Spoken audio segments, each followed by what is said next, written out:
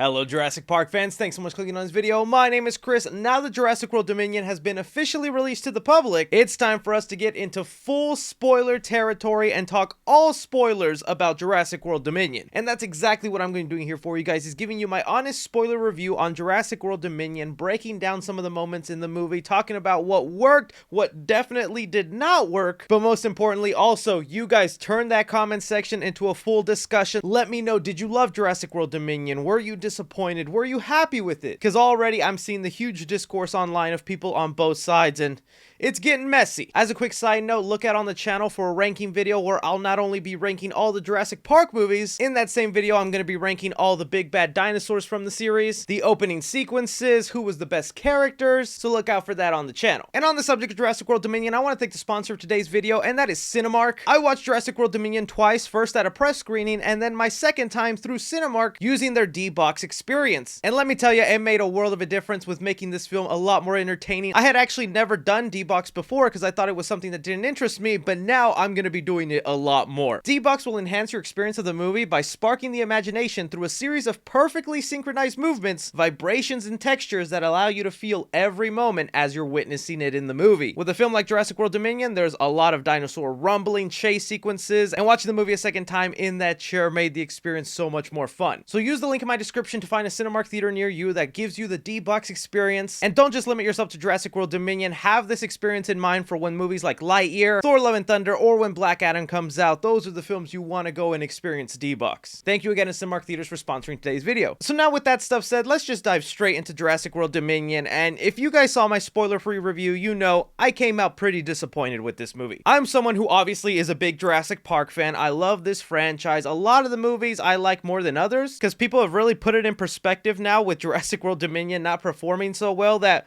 most of the Jurassic Park sequels do not come anywhere near to that first film. Which Jurassic Park fans have known this for the longest time. It's really hard to recapture the magic of that original film. But I'm still in utter shock with how Dominion managed to take a simple premise of dinosaurs everywhere in the world, what does that look like, and mess it up. And I had some of you guys tell me, Chris, that's your own fault. You set these expectations that they would tell you what it's like living with dinosaurs. So because the movie didn't talk about that, you're disappointed. I'm like, that was their entire marketing campaign, my friend. They start off by giving us an appetizer and releasing a short film that was amazing about a couple of people going camping and then dinosaurs coming out. I thought that was really great, and if we were going to get more of that in Dominion, it was going to be an amazing film. Then they released a prologue that I'm telling you should have just been included in the movie and should have been the opening sequence, and I don't understand why it wasn't. Actually, I do, because they needed to do that exposition dump that was terrible, where you just have a reporter regurgitating information so that the audience is caught up while showing us iPhone footage of dinosaurs everywhere, the real thing we want to see in this film. But again, they released that to the public for free, promoting Dominion, letting you know sequences like dinosaurs taking over drive-in theaters could be something you'd expect to see in the movie, because heck, they put it in the trailers even though they knew they weren't going to put that footage in Dominion. And don't even get me started on all the other commercials I've been seeing nonstop leading up to this movie. The Olympic Games, they had skiers going down and a T-Rex shows up. There was even one for Jeep where a guy walks out to his driveway, sees a baby dinosaur, and a whole adventure happens. So I don't blame the people walking out of Jurassic World Dominion flabbergasted, wondering why they ignored what this series was setting up the entire time. Because one of the funny things about making a Jurassic Park sequel is the writers always have to find some weird and dumb creative way to get our characters back on that island. Right? That's always like what the first 20 minutes of a Jurassic Park movie are dedicated to. It's they're on land, they tell the audience, I'm never going back to that island, and then something happens that needs them to go back to that island. In Jurassic Park 2 is Jeff Goldblum's girlfriend being tricked onto that island, so he has to go and save her. Jurassic Park 3, Alan Grant is tricked to go to the island to find a lost boy. Jurassic World, they finally open the park so they think it's safe for everyone to travel there. Fallen Kingdom, the dinosaurs are about to be killed by a volcano, so they need to go and save them and put them at a safe location. I get why they led to a world where dinosaurs are just everywhere, so you don't have to come up with a dumb reason to go to an island filled with dinosaurs. So in the one movie you have where you don't need to worry about making an excuse for characters to travel to an island filled with dinosaurs,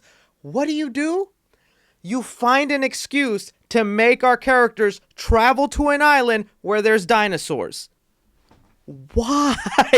And I know some people are not gonna like me being this honest with my opinion on the review, because people love the Jurassic Park franchise. This means the world to them, and it hurts when it feels like someone is insulting the thing you love. But all of my frustration and anger is coming from a place of love, because the whole setup here of having the dinosaurs everywhere can be completely removed from the movie and it wouldn't change a damn thing. Because really think about that. Let's say Fallen Kingdom ended with them letting those dinosaurs die. Well, before that happened, there was still dinosaurs that got left loose to be on the black market. So it's not like all the dinosaurs would have been killed. So you could still include that subplot of a secret black market selling dinosaurs. But the story we have here in Jurassic World Dominion is the original trio are trying to find these mutated locusts that were created by Bison. These weren't a cause and effect of dinosaurs being out in the world. No, they were just created by this company so that they can try and control the world's food supply. And if Blue had died in Fallen Kingdom and wasn't even in this movie, Claire and Owen would still go to Bison because they want to save Macy. So you would still have the old and new trio meeting up and trying to defeat this company for making mutated bugs. So you know how frustrating that is, that you built up 2 movies to this event and then the dinosaurs being everywhere can be completely removed from your movie because they're not important at all, and it'll still play out the exact same way. That locust bug plot, man, just really annoys me because it feels not needed at all. We find out that Ian Malcolm is actually working for Bison, and through working with them, he's learned of their shady dealings, and he contacts Dr. Ellie Sattler to get the dirt and tell the world. So then she gets Alan Grant to just be a witness. Why not remove the locust bug plot entirely? Instead, have Ian Malcolm find out they're trying to capture the last velociraptor in the world and her baby. So then Ellie Sattler goes to contact Alan Grant because that's the only person in the world she knows who knows more about velociraptors than anyone else. That would have been an amazing arc for Alan Grant's character, because he's someone who went from loving velociraptors, digging them up all his life, then he ended up on Jurassic Park twice, where velociraptors kept trying to eat at him, chew away at him. So now all these years later, he hates velociraptors, he's done with them, he thinks they're the worst things on earth. And then meeting Blue and finding out how she's well trained, has a baby, a relationship with Owen Grady, that could have been a great arc for Alan Grant, and he could have found his real love of velociraptors through Owen and Blue. Which brings me now to the villain of the movie, Dodgson, who, yes, is supposed to be the same character that we met in the very first Jurassic Park movie, who handed the Barrasol can to the rogue employee from the first Jurassic Park. Not only was he not threatening as a villain, he was extremely awkward and came off cartoonishly evil. There's literally a line in this movie where they're talking about, oh yeah, through these dinosaur research, we're going to be able to solve cancer, all these diseases. And you would think that alone, like being able to cure so many diseases, will make this company rich enough, yet he decides to create locusts so that he can control the world's food supply? Explained for absolutely no reason? And what was up with the relationship between him and his prodigy? We had a character named Ramsey Cole, who's kind of like the whistleblower for Bison and wants this company exposed. And even though him as an actor was like really great in the position, why is the movie treating like their whole relationship and arc in the movie is such a grand epic conclusion for the 6th film in the Jurassic Park series? Like in the film, they have this whole sequence where Dodgson is packing up his stuff, grabbing the old Barrasol can, which, hey, at least that Easter egg was pretty cool. Even though the film does not explain at all why he has that, that means he would have had to have gone physically to Jurassic Park, get that can. Did he use the DNA samples then to make dinosaurs? Is that where his fortune and fame came from? That I would have been super interested to hear more about in the movie, but instead is just treated as a random Easter egg so they can recreate a death from the first movie. But yeah, that whole interaction and relationship just felt like really random and out of place. Because when your big bad villain of the movie gets angry and starts doing this,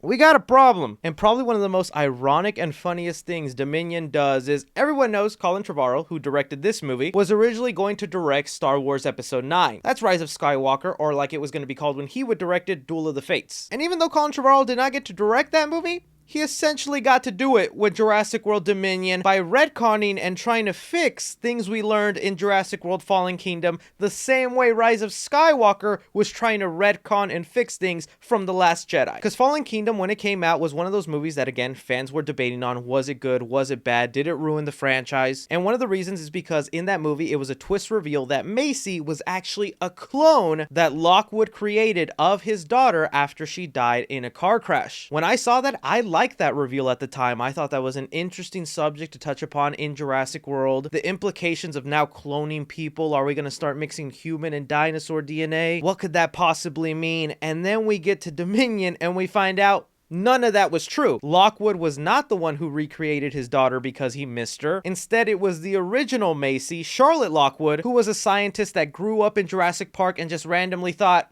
you know what? I'm gonna make myself a baby in my tummy that's essentially a clone of myself.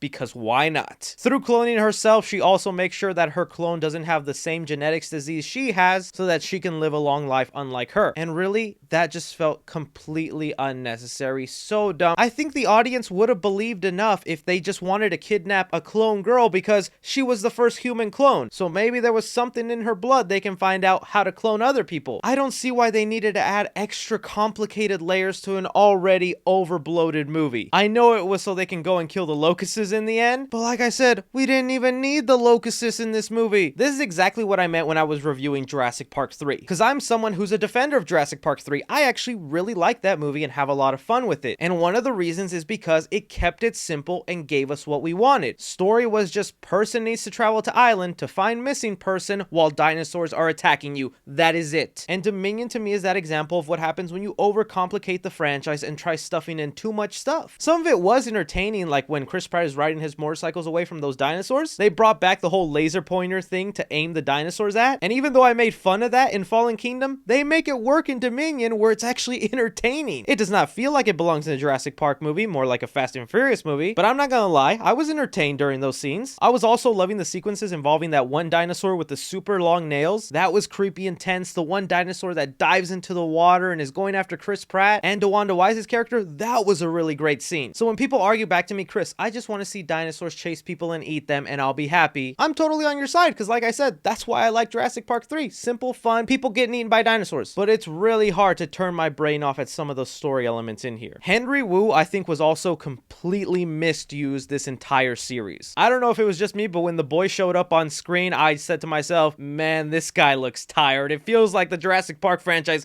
is holding him hostage and is like, you need to show up in our movie, Henry Wu. Because in the last two movies, he comes off very sophisticated, kind of like he has an evil tone to him, is genetically making these monstrosities of nature. In the second film, he actually makes a weapon meant to kill people, but now out of nowhere, he's just had a change of heart. He doesn't want bugs eating crops and ruining the food supply, so his character now needs a redemption arc. I felt like Henry Wu should have been the Thanos or like the endgame villain of the series. He's someone who has been there from the beginning, and we've been building up that he's doing bad and bad things. Why not play up that angle? Another disappointment for me in this movie was the Gigantosaurus. The boy has like 6 minutes of screen time, was billed as the big bad dinosaur, the Joker of the series. That's literally how they described him, and he was just so boring to me. Just a random big bad dinosaur we knew was going to be killed and attacked by the T-Rex, because T-Rex is the good guy of the series. We can't have it be eaten or killed off. And you know what? I guess I don't mind that, because the T-Rex did get some pretty cool scenes in here, and the way they got rid of the Gigantosaurus,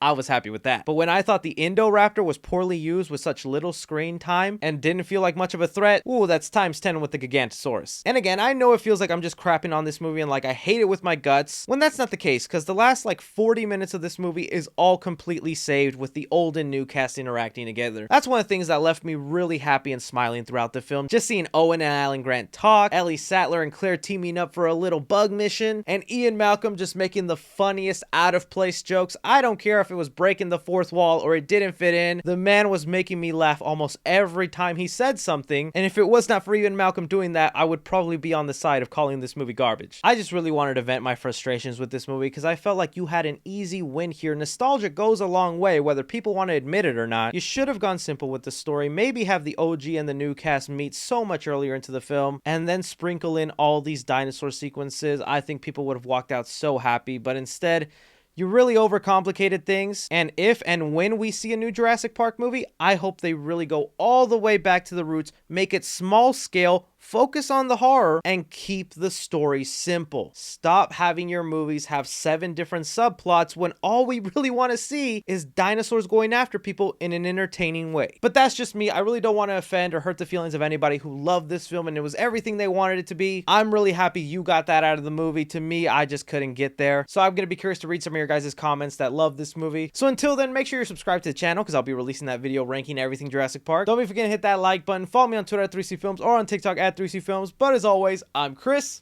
Take care.